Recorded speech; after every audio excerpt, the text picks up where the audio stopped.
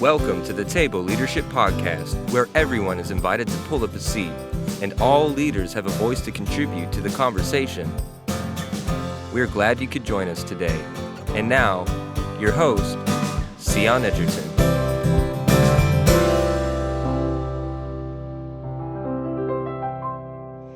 Well, hello, everyone, and welcome to the very first episode ever of the Table Leadership Podcast. Woohoo! We can celebrate for that. Amen. Thank you all for pulling up a seat. I am so excited to start this journey with all of you that are listening and watching today. And I just want to thank you for taking the time to be here. I am so excited to get to share this very first episode with you, and especially this first guest. I am your host, Cyon Edgerton, and the guest that I have with us today is the one and only, my friend, my pastor, my mentor, my leader, Freddy Villarreal. Hey, it's a pleasure to be with you guys. How you doing? Thanks for being here. And so here at the Table Leadership Podcast, a huge part of our heart is just developing and discipling other leaders and being able to bring in leaders from a variety of contexts and cultures, and to be able to say, hey, what do you bring to the table?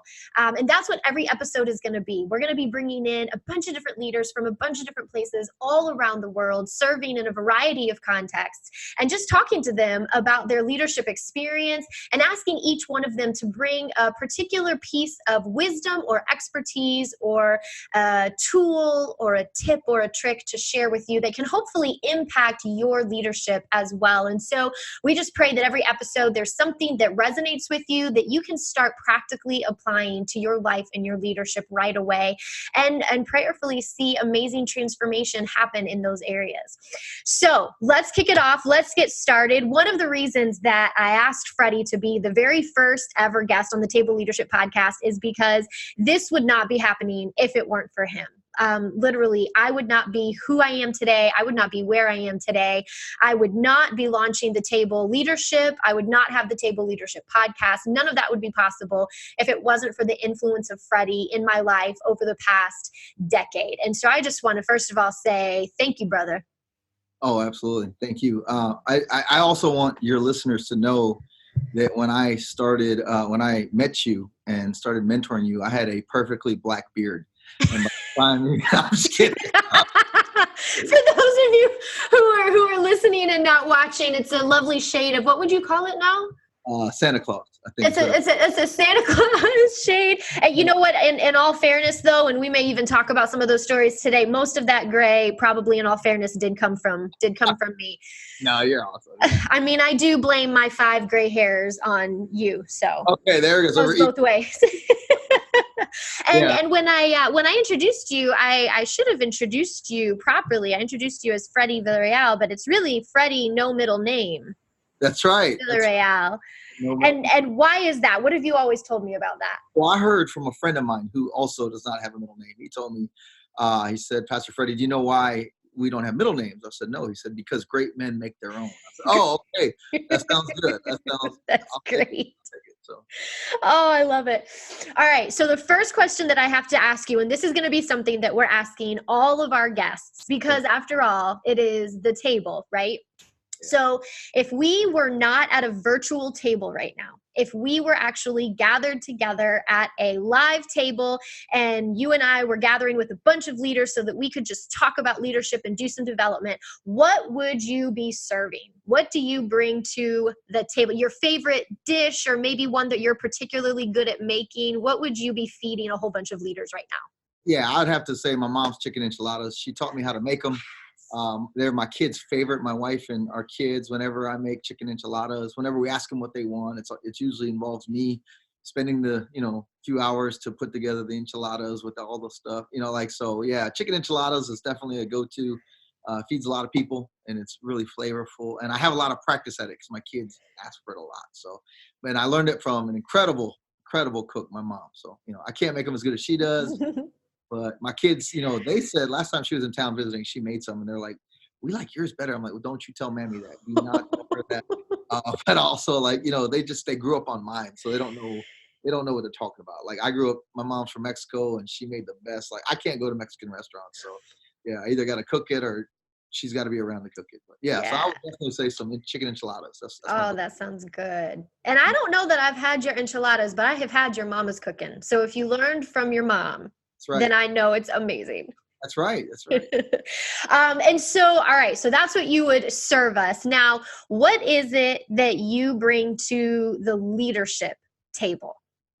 I feel like I've just, learned a lot from a lot of people, and I try to kind of pay it forward, to continue to invest in others. I think for us here at Freedom Life, and in one of the environments that I'm in is, well, actually wherever I'm at, I really have a passion around leadership development, around investing in a culture of collaboration, but also a culture of development, and always kind of thinking about how we're going to sow everything we have been, that's been invested in us into the next generation of leaders. And so that's been close to my heart since we started. So I have a few different hats that I operate in now, a few different worlds I get to work in. And kind of one of the common denominators is, are we creating a development culture of future leaders? So, and That's you were great. part of, here, so you're familiar. Yes, I am, very much so. And so tell us about some of those hats. Tell us a little bit about yourself, other than the fact that you make banging chicken enchiladas. Help our listeners that have not had the honor, like I have, of knowing you for over a decade now, to get to know you a little bit better. Yeah, so I'm the founding pastor of Freedom Life Church, where I'm currently still serving as a senior pastor. We have a campus in Hampton, Virginia, in the 757. And then we have Woohoo! down in San Antonio, Texas. I got my 210 Freedom Life shirt on today. So, and then we also have an online campus that kind of has people around the globe at this point, because of so many military folks that come through one of our physical campuses, and they continue to be part of the church when they get deployed overseas or whatever. So that's part of my job as a senior pastor over that multi-campus church. But I'm also now, since March, the associate senior pastor of a 7-campus church in the northern suburbs of Chicago called the Chapel. So that's my mentor pastor's church. And in March, I came on staff part-time with them. So I'm actually living in Chicago about a third of the month, there for part of every other week. And then, so we're up there a lot, my wife and I, down here, San Antonio. And then I'm on the front end of I was invited to be a coach for something called Uptick Catalyst, which launches next in 2020, where we're going to be actually mentoring pastors in what it looks like to lead multicultural churches in multicultural, multi-ethnic communities. So we're going to have one group here, which I'm a part of, in Hampton Roads, and then there'll be a group in the DC metro area, and then in Richmond area here in Virginia. So it's pretty exciting.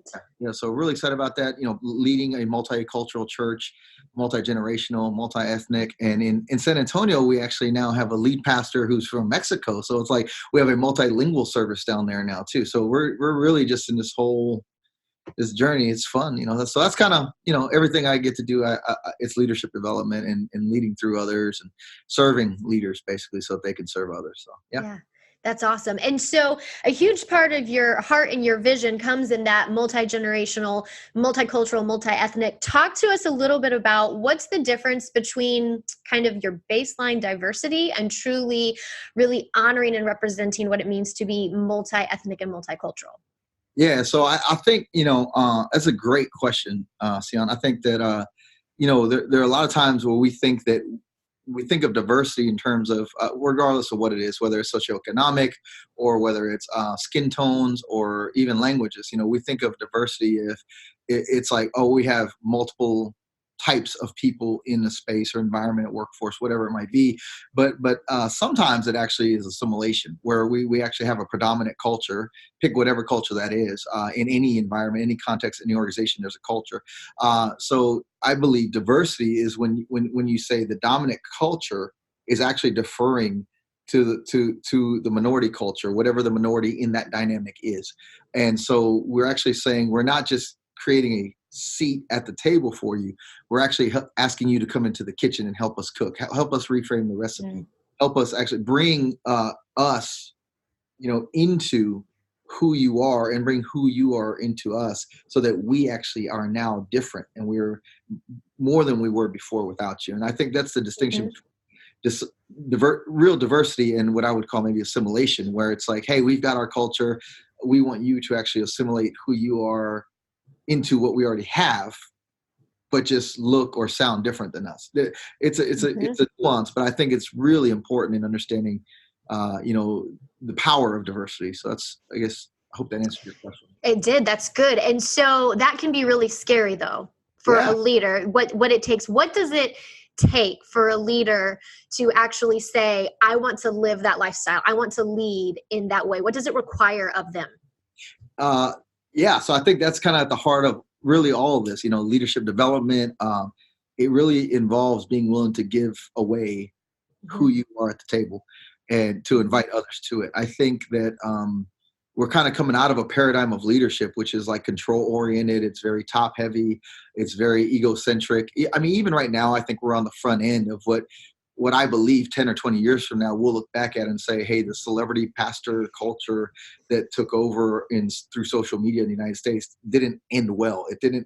I just think what happens is, when you put that much emphasis on personality, you set that person up for failure, as opposed to really training leaders to understand that your strength is in what happens when you're not around. The expression of your legacy is actually what comes after you, not what takes place, through you. And I think it's how you really equip and inspire others. The model of Jesus in the Gospels was, hey, it's good for me to leave. He wasn't there to set up his retirement plan. He was there to make a difference, to transform the world.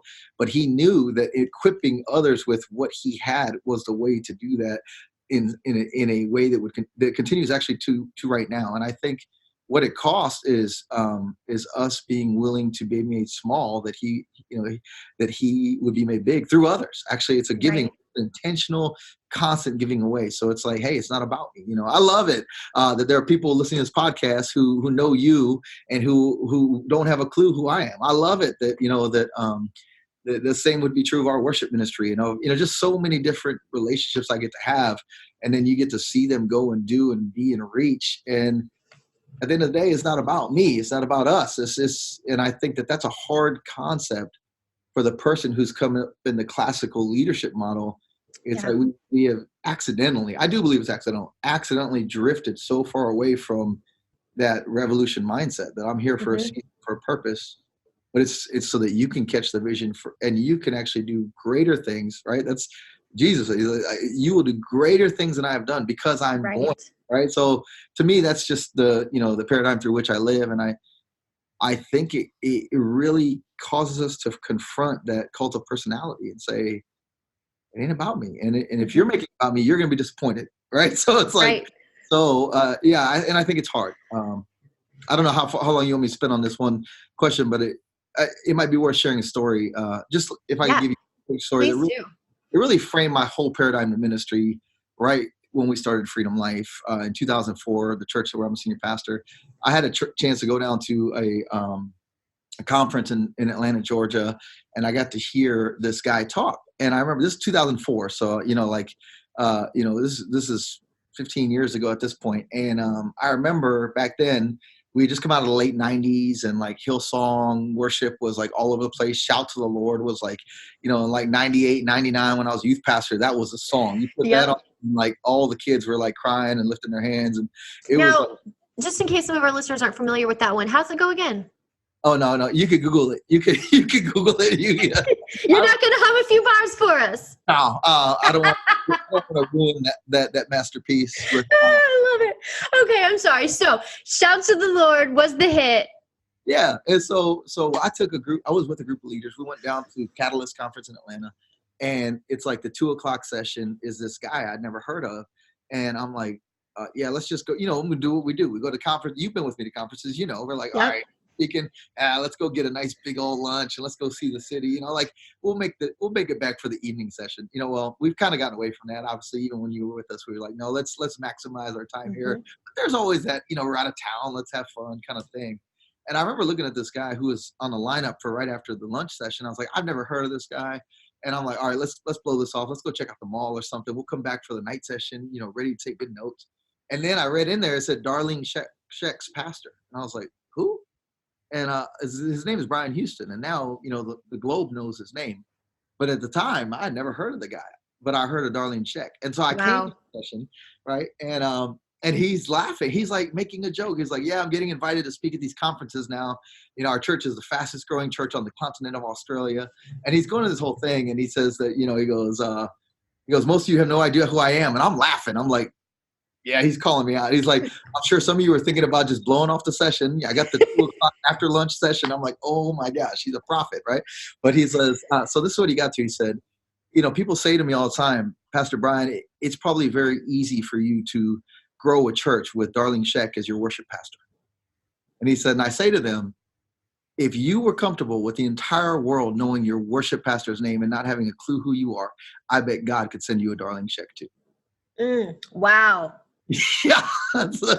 And so, I mean, that hit me, and I was like, what do I want the world to know?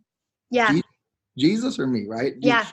And so that's kind of, I think that's the cost, right? It's like, are you okay if God called you to spend your entire life investing in people that he could use to change the world that never knew who you were? Mm-hmm. Is that enough? And I think when the answer to that is yes, all of a sudden there's no limit to, what God can do through you. So yeah, right. That's kind of framing.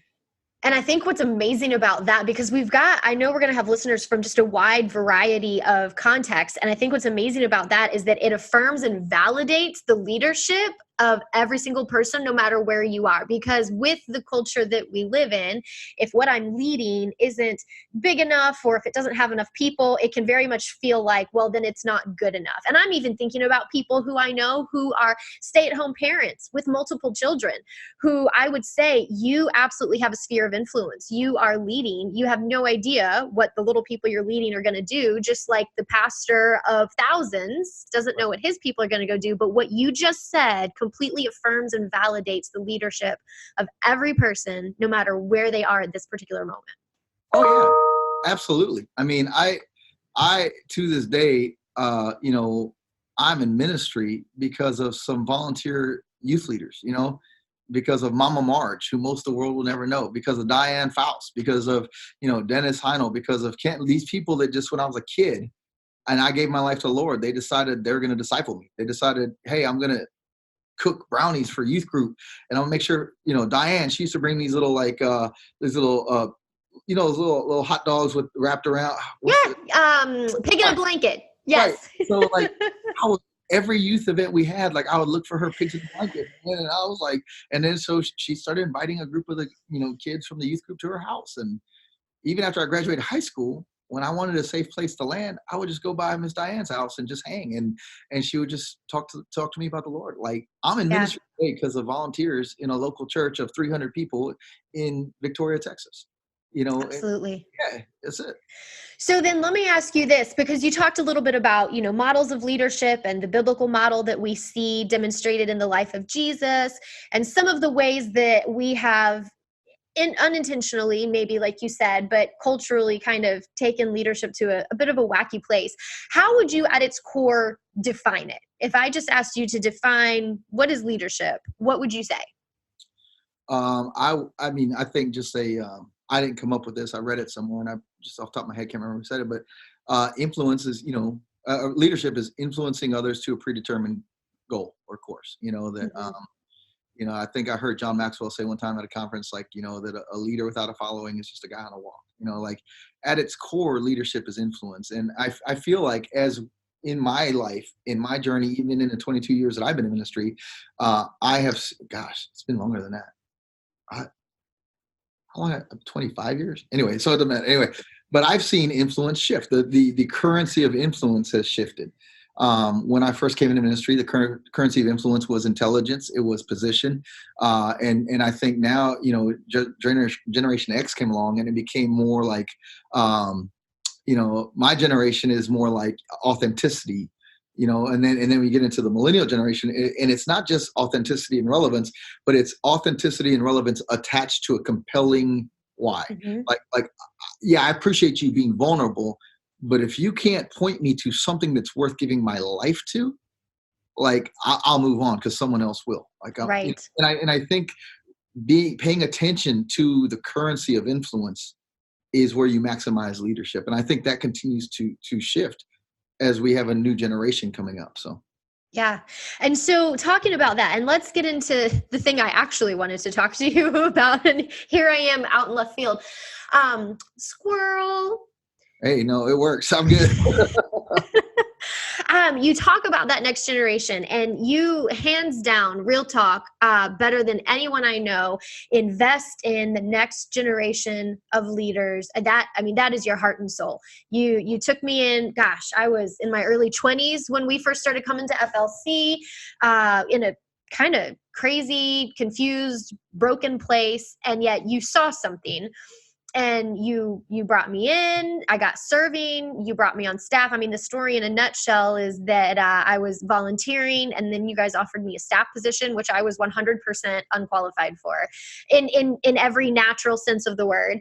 And from there, it was children's ministry, and then it became ministry coordinator, and then it was having me walk through the ordination process, become campus pastor, and then at the end of it, And preach. and preaching. That's right. You got me preaching. You got me doing all sorts of things I never thought that I would have done. Didn't know that I could do. Didn't know that I was theologically allowed to do. Didn't know that I was qualified for or capable of. And yet, because of your time and your investment and your influence, I got to do all of that. And then at the end of it all, when God called me into another season, you willingly, with open arms and no holds barred, said, yeah, absolutely, go into whatever God is calling you to next. And you laid no claim to my life or leadership after that. And obviously we've remained, close in relationship, but that, all of that is, I think, a really incredibly beautiful picture of what leadership is. It is giving it away, but it's giving it away to the next generation, and maybe to the ones who in the moment don't necessarily seem qualified or ready. It takes a lot. I mean, essentially what you were doing in that moment was parenting. This is not like, it was not a peer-to-peer relationship. It's not what every leader wants, is someone to come work for them that already knows how to do everything. I mean, you were taking an infant and raising her up emotionally and as far as leadership goes. What is it? How do you even, why? I don't even know what the question is in there. How did you do that? Why do you do that? What does it take to do that? Well, to start, I would just say, the why would be because it's the only model of ministry I know. I mean, I had, well, let me say that differently. It's the healthiest model of ministry I know. It's what I experienced. I had people come into my life as a teenager, who just said, I'm going to mentor you. And I just drank it up, and I look back from the moment I gave my life to Jesus at 14 years old, and my best friend's dad discipled me. He started teaching me how to read the Bible. His family would pick me up, take me to church. I would be hanging out at their house playing basketball. He would help me with physics homework my senior year. I mean, he was just Jesus with skin on for me. And my youth pastor, like, God has always set someone up for me, because I would just, God, I want to grow, I want to learn, and in some ways I'm still that 14-year-old kid. I've got a mentor pastor in Chicago, Scott, and I have other people who speak into my life, and to me, I always think about the word, to those who much is given, much is required, like that. I know how that pulled me out of like where I started and prepared me for what I get to do, and I think I owe it to the next generation to pay that forward. And I owe it to, I know I was getting emotional. I owe it, to the next 16-year-old kid who's just looking for a shot, and the next 20-year-old. And a lot of people really gave me a lot of chances, even when I blew it, and like they're, hey, so that's what I know. And so I think for me, it's about, and there's also this other piece that you reap what you sow, it's like, I think healthy, I think about this. My wife and I have 5 children, and, we desire our children to grow up and to actually move forward, to move the ball down the field of life, right? That we, I was blessed to start in a really good place. My mom and my stepdad, they really taught me well. They, we financially were okay, but I want to see my kids like take the starting place that they're at be further down the road than I was, in terms of just understanding like a biblical worldview, understanding what it means to live below your means, to be generous on all occasions, to sow in other people, and to live life for more than yourself. Well, I want the same for people that we invest in our church and in any organization I'm a part of, is this idea of, I want to pass on, I want to die empty, right? I want to die having passed on all the whatever was given to me. I don't want to die with a baton in my hand. I want to die empty handed, that everything that God entrusted to me, I was able to just hand that off to the next person who is willing to reach out and grab a hold of it. And I think that's why I'm where I am, because of the investment of others. And it costs. Yeah, sure, it costs. People drop batons all the time. People trip and fall and scrape their knees, and but hey, I got scars on my knees too. And I think that's part of it. And I really think it's like almost like tithing. I talk to a lot of leaders who say, Freddie, I don't understand how you do everything you do. How can you be the associate senior pastor of church of a church of thousands of people in northern Chicago with 7 campuses, and be the senior pastor of another church with 3 campuses around the country? And how can you be mentoring people from California to Chicago to Texas to Virginia? And I'm like, because I get to do this with a lot of incredible people, and collaboratively, we're all going to be able to accomplish more than any one of us, right? We're all smarter than any one of us. We all have more insight into the scripture than any one of us. And when you truly give it away, when you're like this, God's like, cool, now I can actually put more in your hand, right? Yeah. And to me, it's like tithing. Like the more you give, the Lord's like, cool, I can trust you with more. Like that's that lifestyle of generosity. And I always try to encourage leaders. I'm like, look, pastors, like when you first started tithing, you could easily say, I can't afford to do this. But then you begin to work the process, and you see that there's a harvest, and all of a sudden it's like, wow, God has blessed me so I can be a blessing, right? And the same is with parenting. How many parents said, okay, we're going to have a child because we can afford one, or because we have the extra time now? It's like, no, your life kind of warps around, right? But then at some point that kid grows, and then at some point that kid contributes. And at some point that kid becomes independent, and they're an adult. They're not a kid anymore. They're actually having kids.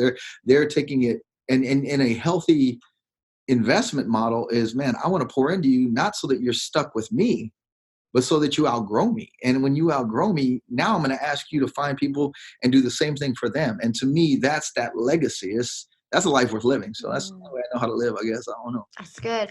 So then let me ask you, why do you think so many leaders are missing it? What is the fear or the hesitation that's really keeping them from living that type of leadership life?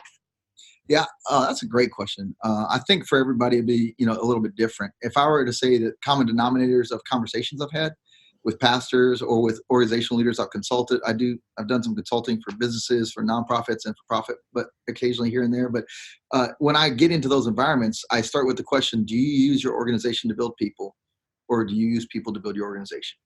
And if they can't point me to how they use their organization to build people, I'm not going to work with them. My time is more meaningful to me than that. It's the only resource I won't get more of is time, right?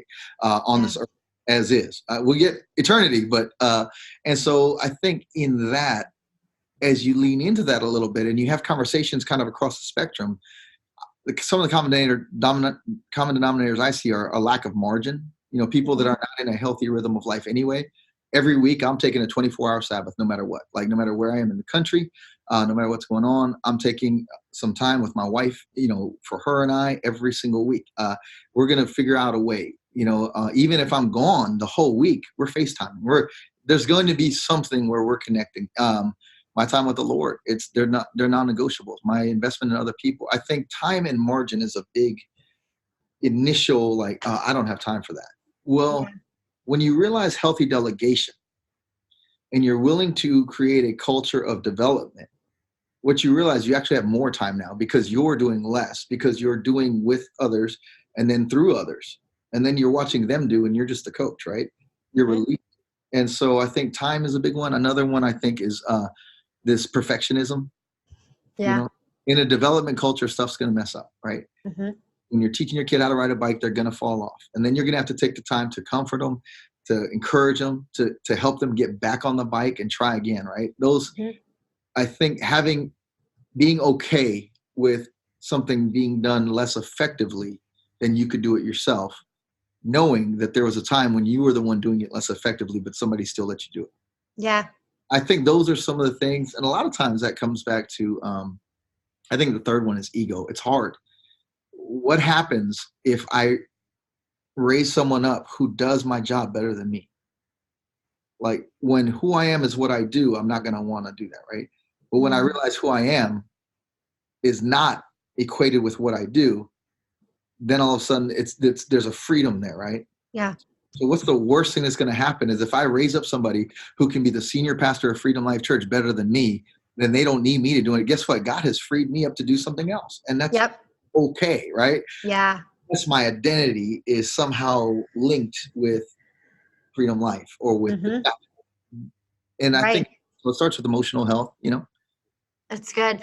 I will never forget the weekend. You talk about, falling off the bike and having to get picked back up and being okay with it not being about you. I'll never forget the weekend that, let's see, it would have been me and Kyle and Hannah and Brian and Ja'Cory, I think. And we were all under 30 at the time. We were all still in our between all of us, it was this range of mid to late 20-year-olds.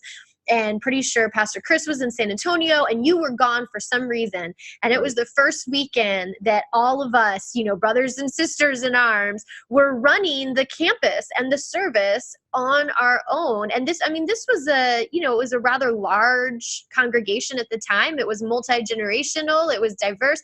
Good majority of the congregation was way older than all of us. And yet here we were, this group of under 30s running it. And I remember before service, we all just kind of had this moment of wow, he really did that. Freddy really did that. And it was amazing. It was incredibly empowering, and things went wrong. Some things did. Some things went really great. But the fact that you had not only seen something in us, nurtured that thing, raised us up, and then handed something off and trusted us with it. It was huge. That was a pivotal moment in my leadership, is recognizing what you were handing over and entrusting us with.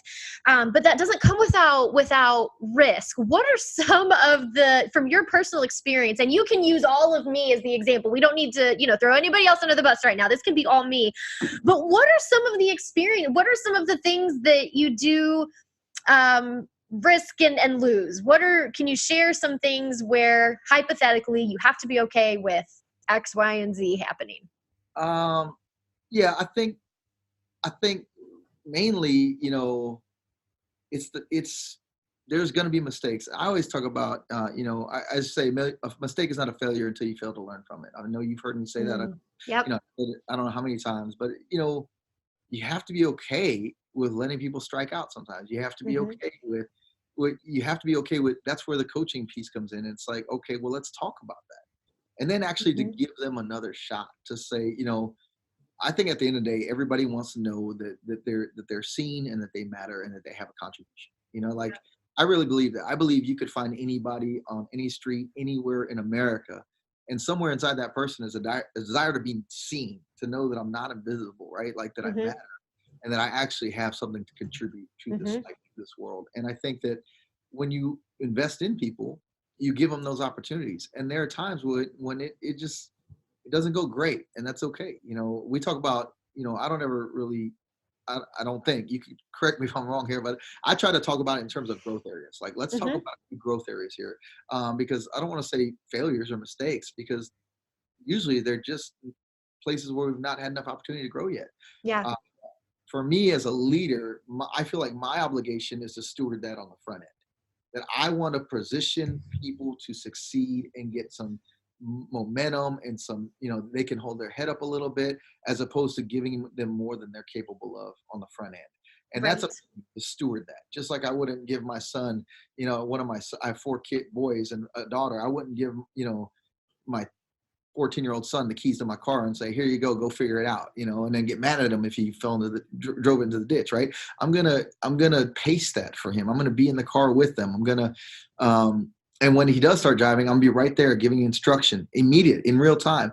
And then, I'm gonna calculate the failure, right? Calculate the risk. So that's the other part I would say is, let people mess up sometimes, but don't let them drive a car for a cliff. But you might let them drive a bicycle into the ditch, because you're like, hey, you know what?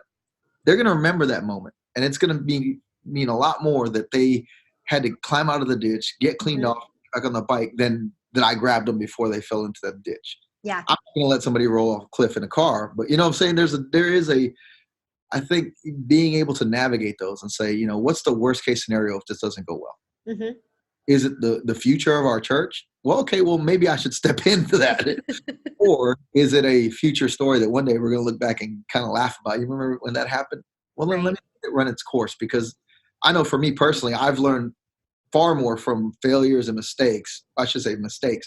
I've learned far more from the mistakes in my life and being mentored out of them than I have from replicating success, because I can learn success by watching some other successful person and doing what they do. But man, when I learned why I missed the mark and what went behind that and how to adjust, those are life lessons. Yeah, that's invaluable. So what would you say are some of the practical ways? Because I think what you just hit, I mean, you just nailed it on the head, because we have the two extremes of those who are really hesitant to invest in the next generation, that they're not willing to take the time or take the risk for the younger ones. But then there are those who say, no, I want to champion you. I want to put you in position. Yeah, let's go for it. I'm going to be your biggest cheerleader. But like you said, they're not ready for it. So what are some of the practical ways that a leader can assess with wisdom and grow in discernment to kind of figure out what someone is ready for and how to process them through the different stages? Yeah, that's a great question. I think for me, you know, I just kind of look at what have they already done? What have they already built? Mm-hmm. Right. And what does next look like in that? So if you are, you know, I had a guy come up to me this week and he said, hey, you know, I want you to mentor me. This is his third time at our church. He doesn't really know me. I don't know him, but he heard the message. He got excited about the message. So he's like, hey, you know what? I want you to mentor me to be the next you. And I'm like, okay. I don't know that he knows what that means. I don't know that I know it. So what I said instead was, how about this? I said, we have an internship program at our church. If you're interested, I would encourage you just to come around, to start serving on a team somewhere, get involved in something. And then, you know, our internship requires, I think, 6 months of faithfully serving on a team. There's a reason for that. That's kind of, we build in the vetting process. So it's, if someone wants to serve for a title, but not for the opportunity, we don't pour gasoline on that fire. You know, we pour water on that fire. If somebody is willing to say, yeah, I don't have to have a title, I'm excited and I'm passionate. Like for this guy, he was excited because of what he heard in the moment. God did something in his heart that I'm not downplaying. But to be able to go to a next, which is not the finish line or the marathon, but it's this is the track team. This is, you know, this is how, and I would say really trying to assess where somebody's at. What can you evaluate about them? And what does the next 20% stretch look like for that person? The stretch assignment for that person, where they're going to have to discover new tools, new strength, new endurance, new wisdom. And then are you coupling that with giving them access to those resources and that coaching and that investment to prepare them so that they can get a win there and say, okay, I know how to do, I didn't know how to do this, but I can do it. And I think, so to me, it's the assessment is the vetting, but then you're also kind of always looking at where they're at and what stretch looks like for them. Mm-hmm. You don't want to pull them, you don't want to stretch them in half, right? But you want to always nudge them past into the next, right? So, and I think sometimes when they're struggling there, you let them struggle through it, because that's how they build strength, right? Like that butterfly coming out of the chrysalis, right? Yep. Like they have to push through to get stronger. Sometimes I have recognized, man, I think I gave them more quicker than I should have. Yeah. And I step in and equip them in this and let them know it's not their fault. It's my fault, you know, and let's walk through this in love. So, yeah. It's really an art, not a science, but an art, investing in another leader. And the more you try it, the more effective you will be at it. It's good. So then on the flip side of this, for someone who says, I would love someone to invest in me, I would love a mentor, I would love for someone to pour into me the same way that, you know, you, Freddie, did with me. What are some of the things that would make that conversation end potentially favorably for a young person who says, I'm identifying someone that I would really just love to learn from? What are some of the things that you would say to them that they should prepare themselves with in order to make that ask? Yeah, I would say make yourself an asset. Make yourself indispensable. And so that's what I do. Like when I see someone I want to learn from, I'm like, I'm going to read everything they've written. I'm going to study them. I'm going to learn them. And then I'm going to make myself available to them on their terms and make it as easy as possible for them. So, now Pastor Scott and I, my mentor pastor, we have a great relationship. I'm serving on his staff, but for the last 5.5 years, I was part of the teaching team up there for him on a monthly basis, or about 10 times a year. They'd fly me up to preach. And that started just because as we got to know each other and I asked him to mentor me and he agreed to do that. I asked him, I said, how can I serve you? Because to me, if you're going to be my mentor, pastor, I want to lift your arms up. How can I serve you? And he actually said, well, we've lost one of our teaching pastors, and would you like to come teach this month? I said, sure. So I went up there. It went good. He said, you want to come back next month? I said, sure. And they tried to pay me, but I refused. I didn't accept $1. I was like, they wanted to give me an honorarium. I said, no, I'm here to serve you because you were sowing into me. And so I don't want a check. I didn't even open it. So I don't know how much I said no to. To this day, I don't want to know. And so, but it was just like, I just wanted to let him know that I wanted to add value to what he was doing before, as I was asking him to add value to me. So that continued for 5.5 years until this March. He asked me to come on staff in a particular role to really help them with some particular things. But I just want to add, even now, I want to add value to him. I want what my contribution is to be worth far more than what they're having to invest for me to be there. And so that's, to me, if you want a mentor, learn what look at how you can add value to them, and then make yourself an asset. Say, hey, how do I lift your arms up? And I think those are the relationships where all of a sudden, it's like, it's life-giving. It's empowering. And I think those are healthy. It's not, I'm here to take, it's, I'm here to learn. I'm here to give and receive. So. Yeah, that's good. Yeah, no, it absolutely did. And I think that's good to hear. And so then you're kind of able to speak to this because you are on the back end of it. You've done it. You have actually walked this talk. You have spent it's been a decade now with me, but it started before that with other people that you have chosen to invest in, young people that you have brought alongside in leadership and in ministry, and raised them up. And even now, it's almost like you're, in the grandparent phase. I'm having my own little visions and ideas and my own little leadership babies. And so it's already, moving into another generation, even beyond what you invested in. And so what would you say? We've talked a lot about the risk and the cost. What is the return, though, on that investment? What is the payoff and the benefit, whether it's a specific story that you can think of or just a general overall, listen, yes, you're going to take a risk. Yes, it's going to cost you as a leader, but here's what you're going to get from it. What would you say? Yeah, I would just say in general, you get to live a life that continues to just have echoes, and it like affect, like how many people can you truly impact in life? But what if you are impacting impactors? Like it's I don't want to live my life through addition. I want to live it through multiplication. I think Dave Ferguson, a friend of mine up in Naperville, Illinois, at Christian Community Church, he wrote a great book called Heromakers. We walked our whole staff through that. And I just said, hey, I want every single one of you, every month, we're going to meet about one of the sections in this book. And now I want you to turn around and teach it to 3 people. And I want you to tell me how that went. So it's just you create a culture of intentional investment, and all of a sudden you see tremendous return, right? Like, So now I have the opportunity to be on your podcast.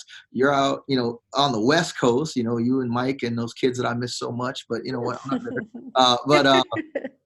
Now I get the opportunity to join you in something you're doing. I get to celebrate that, and I get to just now get to have the opportunity to speak into the lives of people I'll never meet, and I think that's just how life works. That's how God wired all this thing. Like the sooner we get it, that it's not about us, the more fun we get to have, right? Like you mentioned grandparenting. I can't wait to be a grandpa. I'm gonna be that grandpa. We're gonna show up with candies and cookies and puppies for the grandpa. We're gonna leave. Like, You're gonna show up on Christmas Eve with a piñata. Yeah, that's right. Which may or may not have happened with our kids more than once. That's right. We still, to this day, have Christmas Eve piñatas because of Grandpa Freddy. Say, Mama, We gonna have our Christmas Eve pinata this year? Like, well, I guess so. I mean, we can't stop now, can we? Right. That's right. That's awesome. So yeah, I just, I think it's a risk. Everything is a risk. Doing nothing's a risk, right? Like to Oh, me, that's good. part of the return on it is if you're an organizational leader of any organization of any type, the future of your organization depends on your ability to invest in others. I don't know what is, I am sorry for. That's okay. Somebody's trying to get a hold of you. You're a popular man. I thought I have shut down every possible way. I apologize for the little dings that are popping up. That's me. That's okay. I'm not, see, here's another part of it. This is actually a great real-time example. If one of these amazing young people on staff was here, like Trevor's 25. He's our most recent hire. Trevor has a background in IT in software and writing. So I could say, hey, Trevor, could you come? I don't know how to do this. That's a great example. Trevor, I was talking to him earlier today. Just asking him, just about his journey. We hired him. He's an apprenticing pastor for us. He's actually currently running our student ministry. And a couple of years ago, he was writing software for a company, making a ridiculous amount of money, doing a bunch of crazy stuff he learned how to do in college. And he came to terms with the idea or the reality that he was not excited about that future. He was actually feeling called to a journey in ministry. And he shared with me about when he experienced that call. It was probably a year ago now, maybe longer. No, it's probably been a little longer than that. He had been really wrestling with it, but he decided that he wanted to leave the software industry to go take a job at a Christian school here called Summit, where he could teach Spanish. That was he was a high school Spanish teacher. So in that journey, one day we're at church and I just look at this guy and I'm thinking, he's young, he's sharp, he's full of vibrancy in life. I need to take him on a trip with me. So I just invited him. I said, Trevor, I'm going to Chicago in a month or so. I want you to come with me for the weekend. You want to come? He was like, yeah, Pastor Freddy, I'd love to. So I just brought him with me on the trip. I didn't really know what God was doing, but got him plane ticket. So him and James, one of our staff pastors, came with me. The three of us just made a weekend of it in Chicago. So they got to hang out with me, but I got to hang out with him. I got to hear his story, take him out to dinner after church on Saturday night. And then Sunday we went to lunch. We just showed him around some folks in Chicago, just hanging out for the weekend, getting on the plane, sleeping off, and about, I don't know, gosh, late last year, it was a few months after that, he asked me to meet him at the school. So I met him and he said, Pastor Freddy, since you took me to Chicago, I have not stopped thinking about something. I said, what? He said, I think I'm called to full-time ministry. And I said, really? And he shared with me how it was on that trip that the Lord kind of pulled him out of his rhythm and he was just hanging out with some pastors. And he realized, I think this is what I'm called to give my life to. So he came on staff with us late this past year, and he's been on staff with us now, gosh, about 7-8 months, I'm not sure. And he's finishing up his apprenticeship, and then he'll be ordained as a pastor, and he'll be our youth student pastor, And I just, wow. But I didn't know till later that trip was actually transformative for him. It being a moment where he realized, man, I think God is actually calling me into vocational ministry. So I would just say, like now we got this rock star, I say rock star, he's totally like humble, chill guy, but yeah. And he comes to work. He's here early. He leaves late. He's just hungry. He's hungry, and he's doing a great job with student ministry.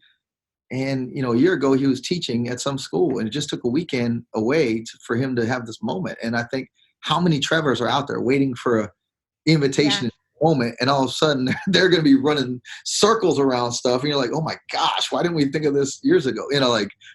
I just think those are the narratives that make it worth the risk, and are there situations like that didn't pan out like that? Sure. Yeah, absolutely. Sure. That's so good. So you've given so much for us to think about. And I am sure that a lot of what you said has resonated with those that are listening.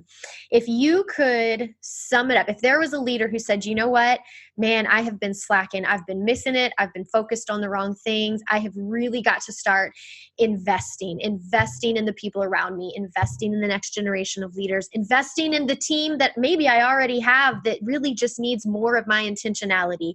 What are some of the first kind of small, practical baby steps, maybe 1, 2, or 3 things that you would say, you know what, here's how to lay the foundation for that? Or maybe it's a book you would recommend, but for someone just starting out, what would you tell them to focus on first? So the paradigm we have of Jesus, what we learn from Jesus is a intentional 3 years of investment for a eternity of impact, right? Right. So for 30 years, Jesus prepared for 3 years of ministry in which he prepared 12 guys to change the world. He picked those 12. And even one of those 12 didn't make it, right? Like one of those 12 betrayed him. Another one of the 12 betrayed him, but got restored, Peter, right? But the point being, I would say from the beginning of Jesus' ministry, I believe he knew his assignment was for after he left. And I would just start with the exercise. If you left your organization today for a month, what would you come back to?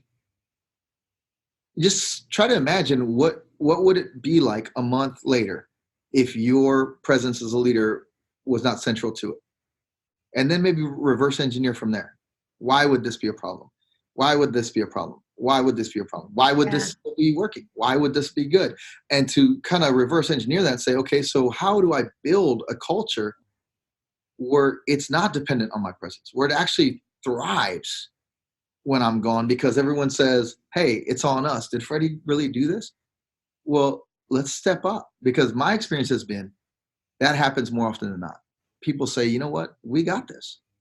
Before I took the job in Chicago, I actually invited every one of the staff people to make the decision with me. I invited my wife, the 4 of our kids. Our oldest is out and has a wife, and they, but the 4 that still live in the home, we made a decision together. And then I went to the staff and I said, I'm not going to say yes to Pastor Scott in Chicago unless we say yes together. Every single one of my staff, every single one of the staff said the same 3 things. One, they said, sounds like an incredible kingdom opportunity. 2, they said, don't worry about Freedom Life. We got it, Pastor. And the 3rd thing they said was, how can we help you in Chicago? What could we do? Every single one of them said the same 3 things. And so I only say that to say, when I'm not here, the joke is like, maybe I should be gone more, because like God, like they all just stepping into such an incredible mantle. And I would just start with that exercise. And then there's different books, depending on that's going to get you to what are the choke points in your influence. And for some, that might be, wow, I don't have anybody then find 3 people, start pouring your life into them. Right. Yeah.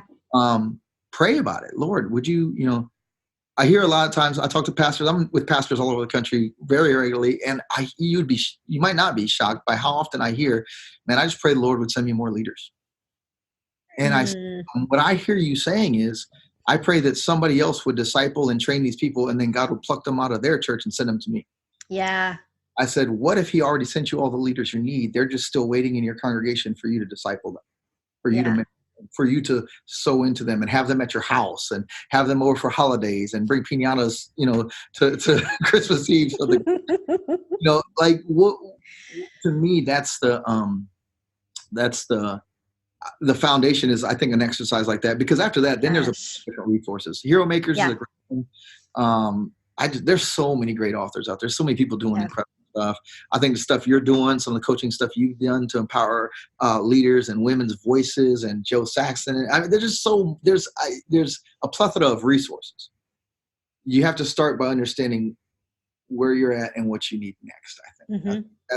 So I would say that. I would say, if nothing else, if everything else I said is forgotten, man, find somebody and just give your life into trying to make them greater than you and greater than your influence, greater than your wisdom, greater than your experience. Like be okay with someone outshining you, and God can use you to impact lives around the world. Wow. I feel like we just need to drop the mic right there. And just end it. That is so good and so gold. And thank you for taking the time to share with us. I know that there were multiple things in here that will resonate with our listeners, that have resonated with me. I'm sitting here taking notes, still needing to be reminded of these things again. And so I just want to thank you for taking the time to share your wisdom and your experience with us. Thank you. Yeah, absolutely. And thank you for taking the opportunity and to invest in me. I think everyone listening, when I say there was a reason that I wanted Freddie to be the first, I don't say that flippantly. I say it because none of this would be happening today if it wasn't for that investment. And it gets to continue to grow and build, and the kingdom gets to continue to advance because of the type of leadership that Freddie has just been talking about. So just thank you for living that out so well every day. Well, thank you, Cyon.